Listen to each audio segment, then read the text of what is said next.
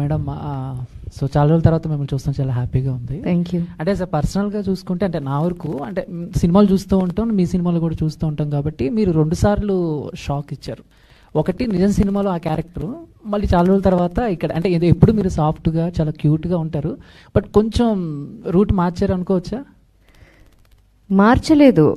అన్నీ అప్పుడు నేను హీరోయిన్గా ఉన్నప్పుడు ఆ మూవీస్లో ఉన్నప్పుడు వేరు, ఇప్పుడు మదర్గా ఒక వదినగా ఒక అక్కగా దిగినప్పుడు మనకి కంఫర్ట్గా మనకి బాగుంది అనిపిస్తే చేయటం వేరు.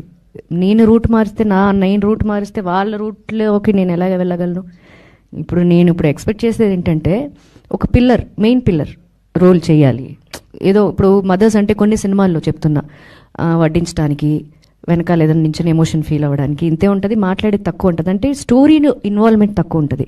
బట్ ఇందులో నేను కూడా వన్ ఆఫ్ ద స్టోరీలో మెయిన్ ఇన్వాల్వ్మెంట్తో చేసిన క్యారెక్టర్. సో అట్లా నేను ప్లాన్ చేసుకున్న రూట్ ఏం మార్చలేదు. నాకు వచ్చింది ఆఫర్, నాకు నచ్చింది, ఐ యాక్సెప్టెడ్.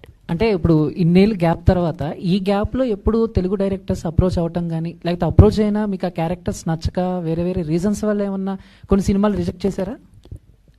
అది చాలా తక్కువ యాక్చువల్గా. మీరు బాగా గుర్తు చేశారు నాకు. I just want to tell all of you that నేను చేస్తానా లేదా అని క్వశ్చన్ మార్క్లో ఉన్నారు అందరూ. మీన్ ప్రొడ్యూసర్స్ కానీ డైరెక్టర్స్ కానీ ఎవరైనా సరే. ఆవిడ చెయ్యరు అంట అనేది ఎవరు పబ్లిసిటీ చేస్తారో నాకు తెలీదు. నన్ను అప్రోచ్ అయిన వాళ్ళు ప్రతి ఒక్కళ్ళు కూడా మేడం మీరు చేస్తున్నారా అనే ఫోన్ కాల్లో హలో అన్న తర్వాత వచ్చే ఫస్ట్ డైలాగ్ అదే. నేను చేయను అని ఏ ప్రెస్ మీట్లోనూ చెప్పలేదు. నేను ఇలాంటి మీటింగ్స్లో ఎలాంటి చిన్న ఈవెంట్స్కి గెస్ట్గా అది వెళ్తున్నాను కదా, అక్కడ ప్రెస్ వాళ్ళు వచ్చినప్పుడు కూడా నేను మూవీస్ మానేశానంటని కానీ నేను చేయనని కానీ చేయట్లేదని కానీ నేను చెప్పలేదు కదా, మీరెందుకు అలాగ అనుకుంటున్నారు? సో మేబీ వాళ్ళే మనం కొన్ని అనేసుకుంటూ ఉంటాం, వాళ్ళు చేయరు ఆ పని, వీళ్ళే చేస్తుంటారని. అలాగా వాళ్ళు ఫిక్స్ అయిపోయారు నేను చేయనని.